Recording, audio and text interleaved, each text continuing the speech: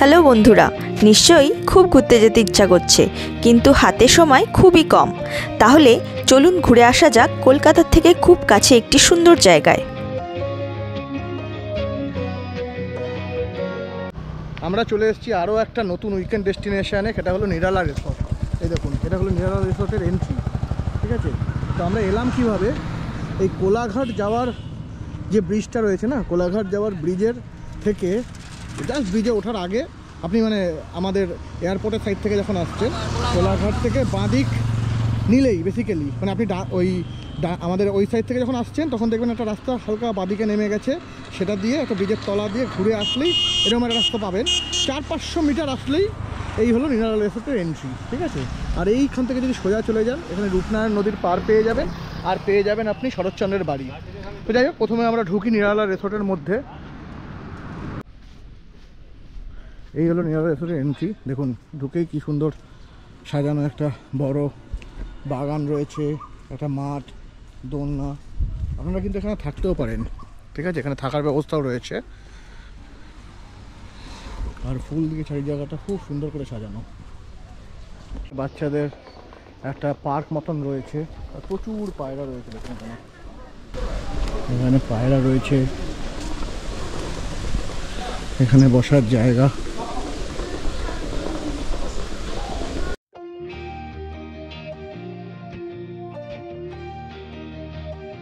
এই দেখুন, এখানে কিন্তু শীতকালে বেশ পিকনিকের অ্যারেঞ্জমেন্টও হয়। এই সমস্ত মাঠগুলো আপনি একটা বড় গ্রুপ করে আসলে এই মাঠগুলো নিয়ে আপনি আরামসে পিকনিক করতে পারেন।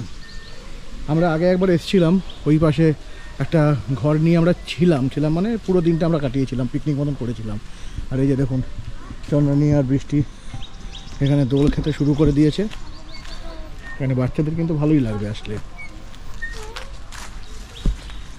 নিরালা রিসর্টে অনেকবার আসা হয়ে গেল, বলো আমাদের অনেকবার। ওখানে এই জায়গাটা এখানটা নতুন করেছে। হ্যাঁ, এইগুলো বসার জায়গাটা নতুন। ওটা বসার জায়গা না, আমার মনে হয় যে পিকনিক হলে ওখানে খাবার দাবার সার্ভের ব্যবস্থা থাকে।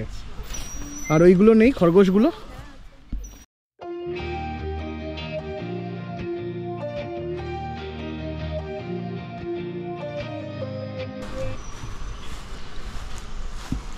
বেচারাগুলো গরমে কষ্ট পাচ্ছে।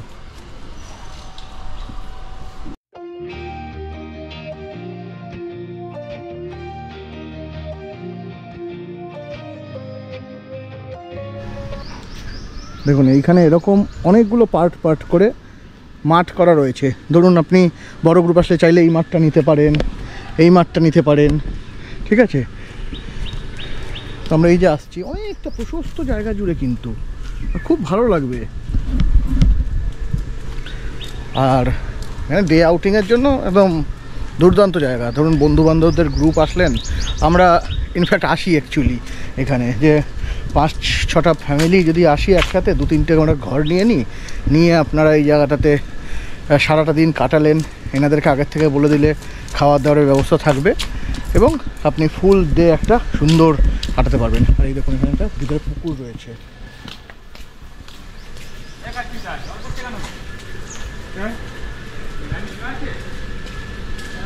এই দেখুন, এই পুকুরের উপরে এরকম একটা ব্রিজ করা রয়েছে। এখানে একটা সুন্দর বসার জায়গা রয়েছে।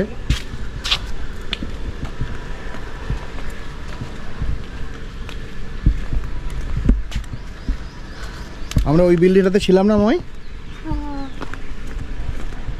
আর দেখুন, এই জায়গাটা মাঠ করা রয়েছে।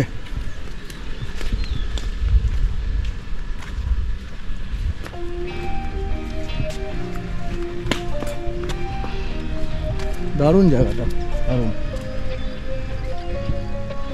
তো আপনারা যদি ডে আউটিংয়ের জন্য আসেন বা নাইট স্টে করবে বলে আসেন, তো এখানে কিন্তু আপনারা এই সমস্ত বিল্ডিংগুলোর ঘরগুলো নিতে পারেন। এই বিল্ডিংটা এনাদের সবচেয়ে ভালো বিল্ডিং। আমরা এটাতেই নিয়েছিলাম, এটার ফার্স্ট ফ্লোরের 2টো ঘর নিয়ে আমরা একটা ডে আউটিং করেছিলাম।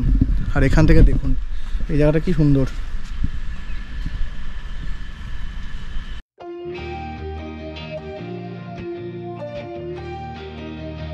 পুলটা কোথায় রয়েছে আমাদেরকে দেখাবে, চলো তুমি।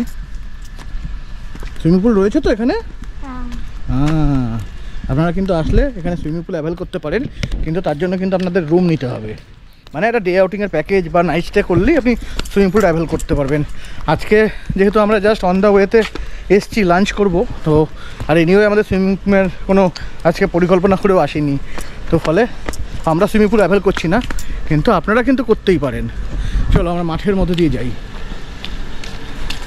এই যে মাঠটার ওই পাশটাতেই হলো সুইমিং পুল, খুব সুন্দর।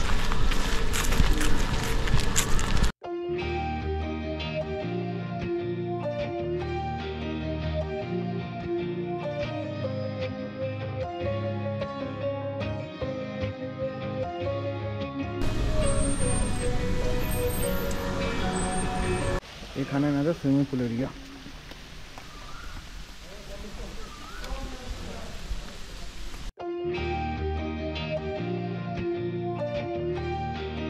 এটা হলো এনাদের সুইমিং পুল এরিয়া।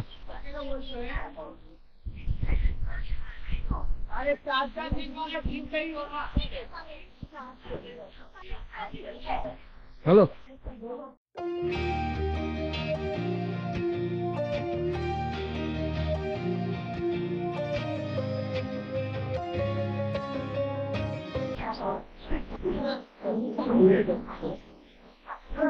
এটা হলো এনাদের রেস্টুরেন্টে ঢোকার জায়গা। তো এই আমি একটা ঢুকলাম, এখানে আমাদের আপাতত ভাত আর আলু ভাজা দিয়েছে, আর বাকি খাবার আসছে।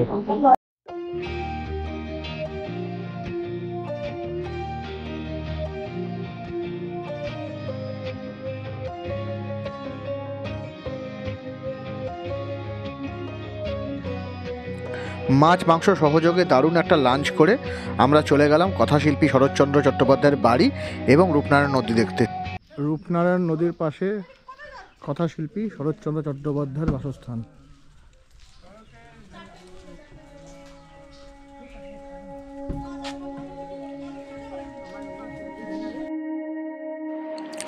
বহু স্মৃতি বিজড়িত এবং অনেক ঘটনার সাক্ষী কথাশিল্পী শরৎচন্দ্র চট্টোপাধ্যায়ের বাসস্থান কিন্তু আপনাদেরকে মুগ্ধ করবেই।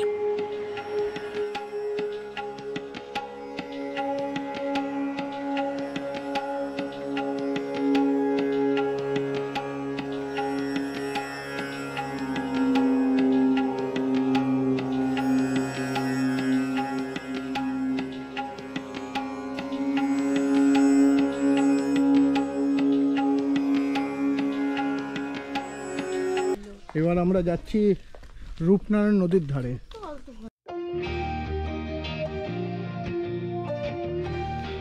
শরৎচন্দ্রের বাড়ির থেকে ধীরে ধীরে এগিয়ে যাচ্ছি রূপনারায়ণ নদীর ধারে।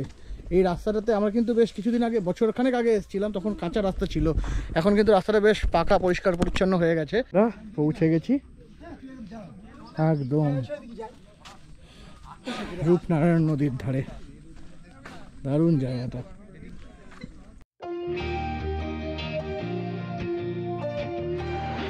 একদিকে ধান চাষ হচ্ছে, তার সাথে আম কাঁঠালে ঘেরা দারুণ গ্রাম্য পরিবেশ, আর তার সামনেই চকচক করছে রূপনারায়ণের জল। এই পরিবেশটা কিন্তু অদ্ভুত আকর্ষণীয়।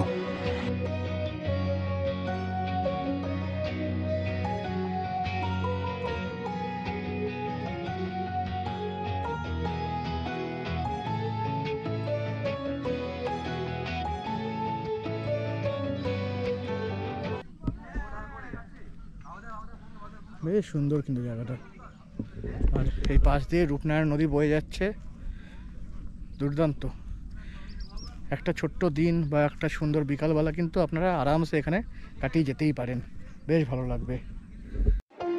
আজকের গল্প তাহলে এই অবধি থাকলো। খুব তাড়াতাড়ি দেখা হবে আরও একটা নতুন জায়গায় নতুন গল্প নিয়ে। সবাই খুব ভালো থাকবেন।